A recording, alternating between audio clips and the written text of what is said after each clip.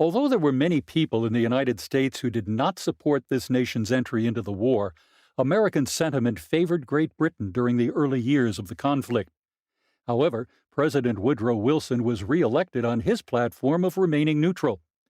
A series of events, starting with the 1915 sinking of the liner Lusitania and Germany's initial use of unrestricted submarine warfare, began to turn the tide, and the U.S. would enter the war on April 6, 1917.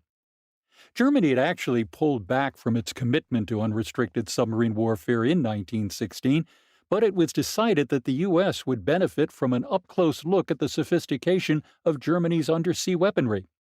On October 7, 1916, the state-of-the-art German U-boat U-53, under the command of Captain Leutnant Hans Rosse, arrived unannounced off the coast of Newport, requesting entrance to the harbor.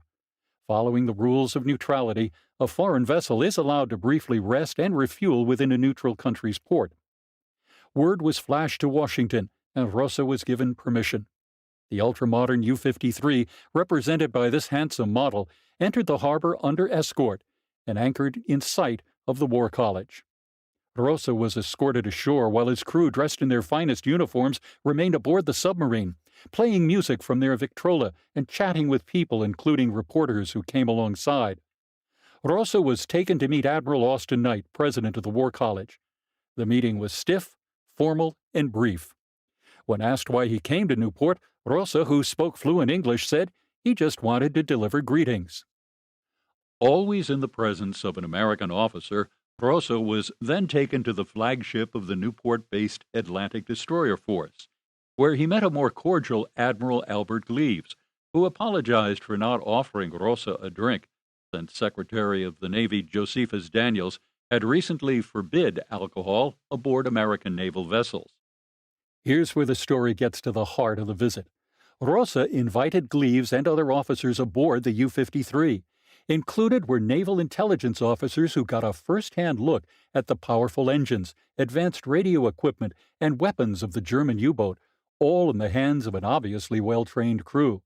Rosse entertained Admiral Gleaves, his wife, and daughter with a glass of champagne and cake in his tiny cabin. Shortly thereafter, the word came from Washington that Rosse would have to leave immediately. However, Rosse had accomplished his mission.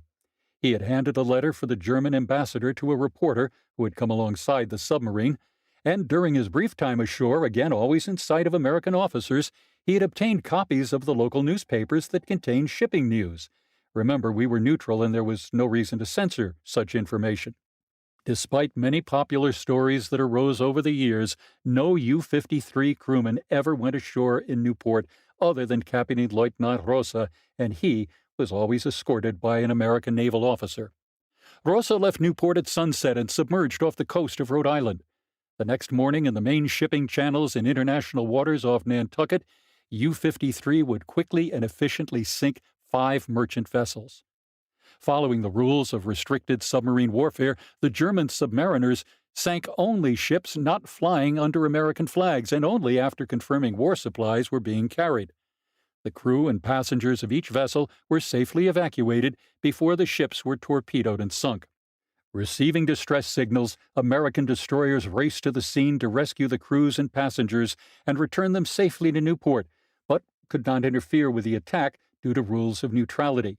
The U-53's visits had sent a clear message to the United States: stay out of the war, or else. The port visit and the following attack just outside American territorial waters was meant to display the capabilities of the German U-boat and scare the United States into maintaining neutrality in World War I.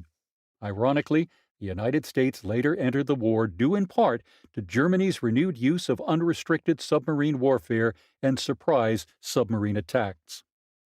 Hans Rosse achieved a reputation as an honorable opponent during the war, often radioing Allied forces the location of vessels he had sunk, including the American destroyer Jacob Jones in 1917. These stories are shown on the murals.